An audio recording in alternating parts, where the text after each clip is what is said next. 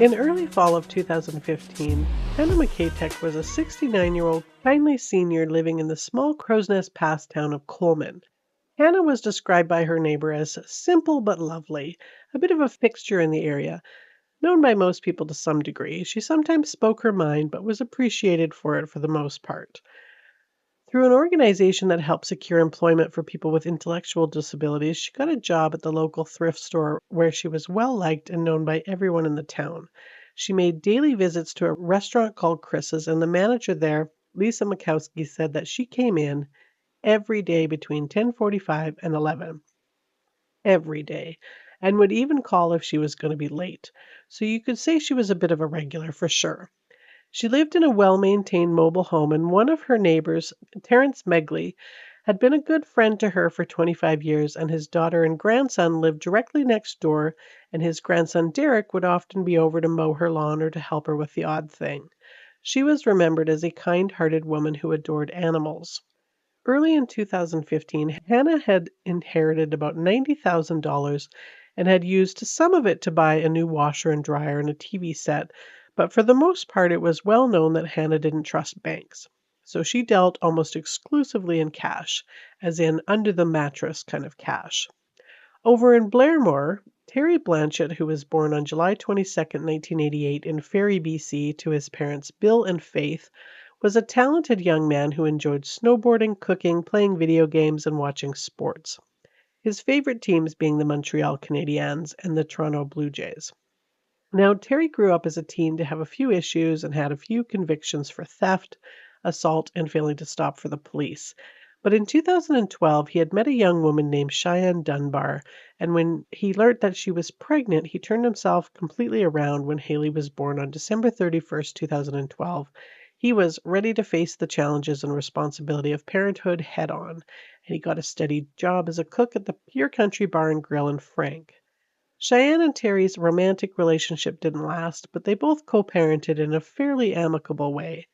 Soon after she was born, Terry was awarded primary custody, and Hailey stayed with Terry in Blairmore, visiting her mom every few weeks in Edmonton. Hailey was born to the couple in Taber, Alberta, and she literally transformed Terry's life. And this is just a little bit about Hailey from her obituary. Hailey never knew sorrow or hardship. She was the ray of sunshine in her parents' lives. Hailey loved riding on the quads with her family, playing in the park, hugging every cuddly animal, and playing in the water. She embraced every child within reach, ready to make a new friend. On the evening of September 8, 2015, a neighbor of Hannah's was walking his dog past her house. The dog wasn't on a leash, so was wandering as dogs do, up on a lawn and then down the street and then up on the sidewalk and yet on another lawn, just poking around and sniffing as dogs do.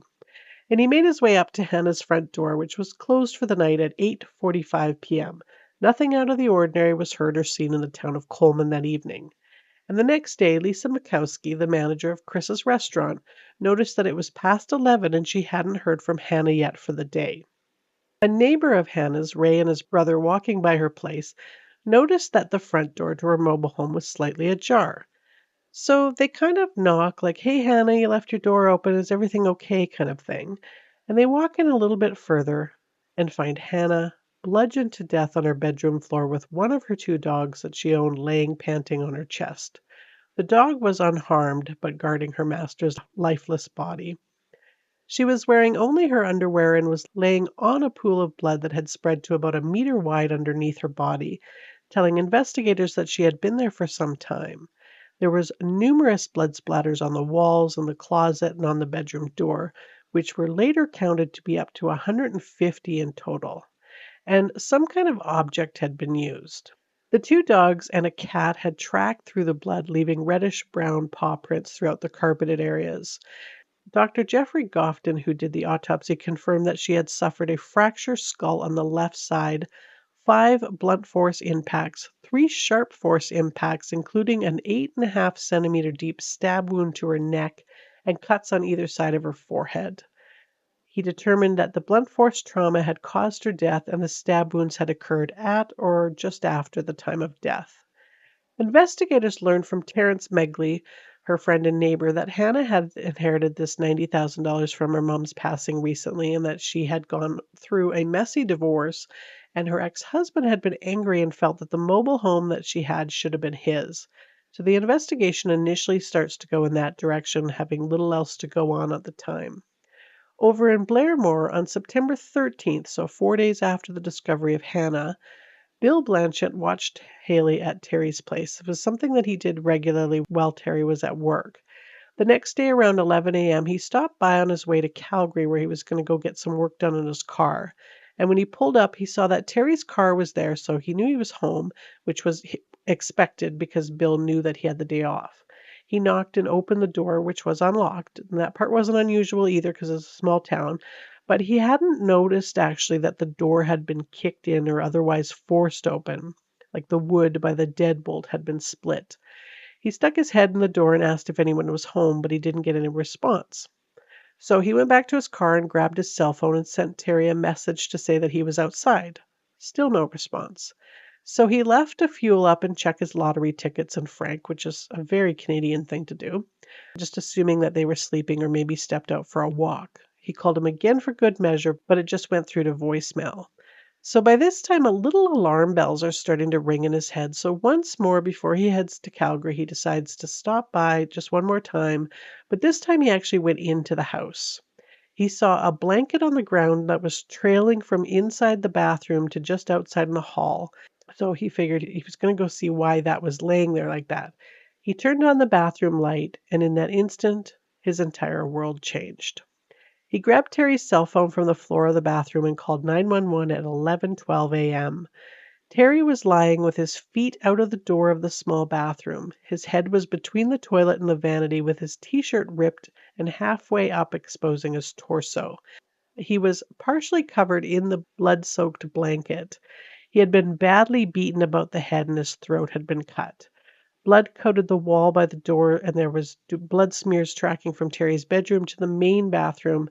The blood smears had indicated that he had been dragged or crawled from the bedroom to the bathroom. Bill, in a state of shock and not fully comprehending that his son was dead, ran up the stairs while on the phone with 911, following another trail of bloody footprints up the stairs to 2-year-old Hailey's bedroom. Hailey's bedroom was sparsely furnished but had been painted a pink-purple color, and someone had at one time lovingly painted the drawers of her white dresser with a matching color. Her fleece blankets were rumpled, indicating that she had slept there, and some favorite toys were strewn on the bed, including a doll dressed in a pink onesie with blood smeared on the top of her plastic head. There was more blood smears on the sheets, and the vinyl floor tiles were speckled with blood, appearing as if someone was traipsing through and walking in a back-and-forth motion. But Hailey was nowhere to be found. And if you remember that time period here in Alberta, a heartbreaking Amber Alert was immediately issued at 2:15 p.m. to try to locate Hailey Dunbar Blanchette, hopefully alive and well. The 3-hour window between identifying that she wasn't home and the Amber Alert was just the time that it took to get a hold of Cheyenne and any other family members to find out if she really was missing or with someone that she knew. Investigators start to canvass the neighbors and discover surveillance footage likely from a doorbell camera. It captured a white van peeling away from the residence at around 3:30 a.m., and this was established as the time when Hailey was likely abducted. The van was a newer model and somewhat unique as it had a large antenna from the rear of the truck with a flag attached to it. Larry Saretzky contacted the police that day about one of the white vans used in his dry cleaning company fleet. He noticed it had been moved from the night before when they think that Hailey was abducted. Larry had a 24-year-old son named Derek that worked for him and lived in an apartment that was attached to his business.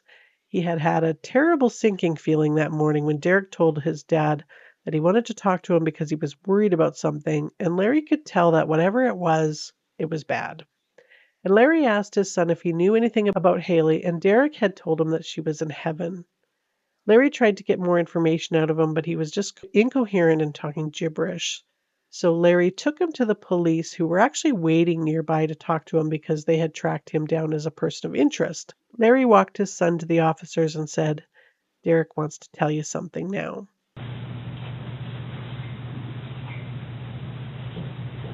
Derek. she? The devil made me turn her into ashes. Okay. That's okay. That's okay. That's okay. It's okay.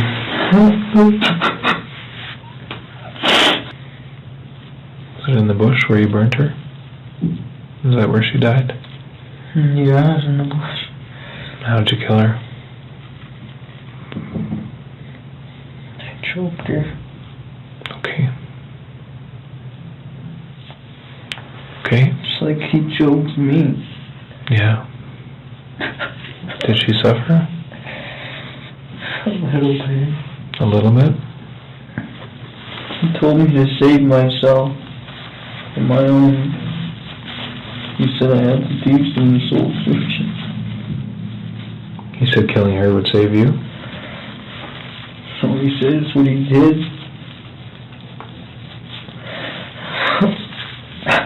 How did you choke her? With the shoelace and his string. Where did you get the shoelace?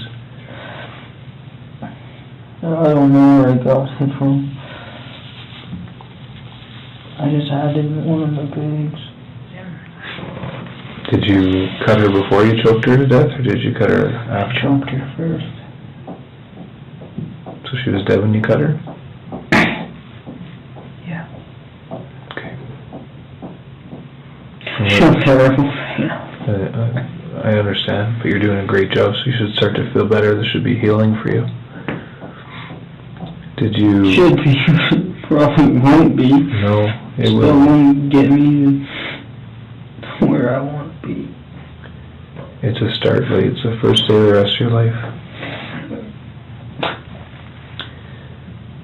What did you cut of hers? What was that? What did I cut her with?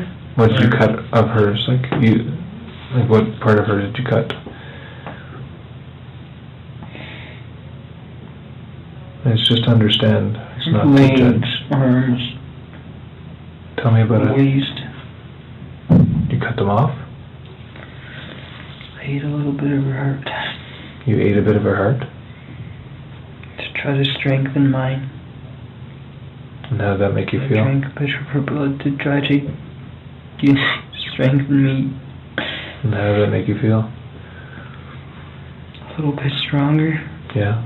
Or maybe it gave you the strength to tell the truth today? It did make me stronger. It did? For a bit. Just a little bit. And when RCMP investigators searched Derek's apartment, they found blood on a pair of cowboy boots, a latex glove, some rope, and on one of the walls. They also found 3 box cutters, a hatchet, a crowbar, a pickaxe, and a baseball bat, all taken in for forensic testing. But most disturbing, they found a measuring cup with a substance consistent and later confirmed to be human blood. And there was also in his book collection The Usual Serial Killer and Cold Cases, but also a book on cannibalism that lay on the coffee table in the living room. But there was no evidence of Hailey or of her having been there. Derek was taken to the Blairmore RCMP detachment and questioned by Staff Sergeant Michael McCauley, hoping to get whereabouts of Hailey out of him. The next day, September 16th, Derek takes Sergeant McCauley out to the campsite where he killed Hailey and reenacts part of the crime for him. Stuck in the fire pile with books. A whole bunch of books till I got the fire decently going and put some wood on it. Then I choked her over there. Where? He is subsequently arrested and charged with first-degree murder of both Terry and Hailey. And I remember when the Amber Alert was called off that they announced that they had found her remains. It was absolutely heartbreaking. It was by pure coincidence that the officer that was in charge of Hannah's investigation went out to the scene of Terry's murder and Hailey's disappearance and happened to notice a few similarities between the two killings, making them wonder if the two cases were somehow connected. A very thankful coincidence it was because they were connected. Things were delayed a bit on September 24th when Derek tried to hang himself while in the showers and was taken to hospital and put on life support in a medically induced coma. Terry's sister Amanda told reporters that she hoped that he made a full recovery because we don't want him dead, we want answers. And a full recovery he did make. So in November 2015, after being found fit to stand trial, Derek Saretzky was originally charged with only 2 counts of murder and causing an indignity to a human body. Then on March 2nd, 2016, Sergeant McCulley traveled out to Calgary at the Remand Center and interviewed Derek about Hannah's death, and there he confessed. So the 3rd count of first-degree murder was added April 20th, 2016, and on May 7th, 2017, almost 2 years after the 3 deaths, he entered a not guilty plea, and the trial began on June 7th, 2015. During the trial, the jury heard the full contents of the 3 interviews with Derek and his reenactment, and many a non-scheduled break was given to the jury as the details they heard and the photos that they were shown were enough to disturb even the most hardened soul. So I'm going to give you a somewhat cleaned up version of what they saw and heard. Derek lived next door to Hannah, so that's the connection there. But the connection to Terry is a bit more muddled. Derek claims to have had a romantic and sexual relationship at some point with Cheyenne, but she says she hadn't seen him in like 3 years, she barely knew him. And some reports say that Terry worked for a bit at the dry cleaners that Derek's family owned, but other reports say they barely knew each other as well. So, and now motive is not a requirement to prove at trial, so a lot of times the answer to the why question never really gets answered, and this is one of those cases, really. One of the things investigators found in Derek's apartment was a notepad with the words medicine and fresh randomly written at the top of the small coiled page. But under that is like a list. Hannah, sleepers for the dogs, Shy, which is Cheyenne's nickname, Terry, and the hideous baby, and all the names were crossed like you do when you complete something on your to-do list. And he's drawn a horizontal line, and under that is some church times in the days of the week with an hour indicating next to it, like Sunday 10 a.m., Saturday 5 p.m., etc. Late in the evening on the 8th of September of 2015, Derek busted through Hannah's front door and attacked her, beating her with a baseball bat and stabbing her in the throat. In his videotaped interview, Sergeant McCulley asked if he had done it as practice because he knew what he wanted to do to Terry and the baby, and he said, "Yeah, I guess so." I couldn't find anything about the $90,000 that was supposedly hidden in Hannah's house, but robbery doesn't appear to be a motive for him. He says he chose her because I didn't think anybody cared about her. 6 days later, he broke into Terry's place and beat him with a crowbar and slit his throat to drain his blood, and then grabbed Hailey, putting a pillow over her face to muffle her screams and cries. He then took her out to this campsite that was apparently owned by someone in his family, started a fire in the fire pit with some books and scraps of wood, and strangled little Hailey. He then dismembered her body and drank some of her blood. He threw her remains onto the fire, and he said a prayer. He says, quote, "May God rest your soul," or something. I don't know exactly what it was, but something along those lines, end quote. He then tossed some of his clothes, boots, and knife on top of her remains in the fire, and then drove back to Blairmore, where he had a shower, smoked some pot, as one does after dismembering and drinking the blood of a sweet little peanut that never did a darn thing to anybody.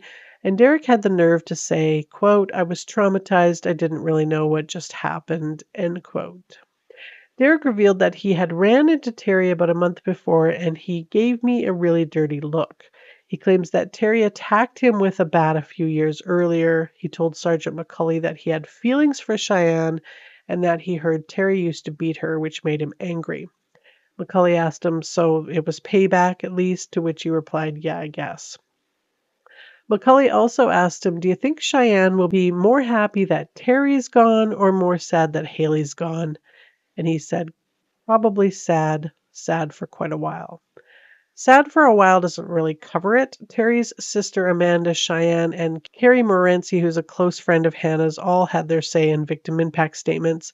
Amanda said in part, "The horror she endured before she died will haunt me for the rest of my life. I carry a sadness so deep in my heart that sometimes it physically hurts. He stole an innocent baby." And Hailey's mother, Cheyenne Dunbar, said, "She was my world and my everything to me. They say time heals all wounds. I'm here to tell you it doesn't." And Carrie Morency said, "You have destroyed everything we knew and felt safe with. You are an animal, an indescribable beast." And on June 28, 2017, Derek Saretzky was found guilty on all 3 counts of murder and the indignity to a human body charge and sentenced to 3 consecutive life sentences with 75 years of parole ineligibility, ensuring that he would probably die within prison walls. And that was all well and good, even though he appealed that sentencing in 2021, and the Alberta Court of Appeal said that they would hear that case, but they delayed it due to waiting for the outcome of the Alexander Bissonnette case. Now, Bissonnette was the one that killed 6 people at this Quebec City mosque in 2017 and was sentenced to life without parole for 40 years. But it was later changed on appeal to 25 years when the Quebec Court of Appeal ruled that the cumulative sentence provision was unconstitutional. And from what I understand, Derek was actually seeking an acquittal in Hannah's murder for some stupid reason that I'm not even going to get into because it wasn't successful anyways. And as many of you know, on May 29th, 2022, the Supreme Court of Canada ruled that consecutive periods of parole ineligibility were unconstitutional and cruel and unusual punishment. So we all know how that's going to go. All of the cases, including Dustin's that I've talked about, where the murderer received more than the 25 years of parole ineligibility, will now, regardless of their age when they went into prison, be able to seek parole after serving only 25 years. So, in other words, when looking at this case, Hannah's life gets a life sentence and Terry and Hailey were essentially freebies. Now, I understand that the chances are 25 years is going to come and go without Derek getting out, but I'm leery and skeptical of the whole just because he's eligible doesn't mean he'll get it thing. It basically tells us that a criminal's life is more important than ours. What Dustin did to us was cruel and unusual, so to say that just kind of makes my blood boil.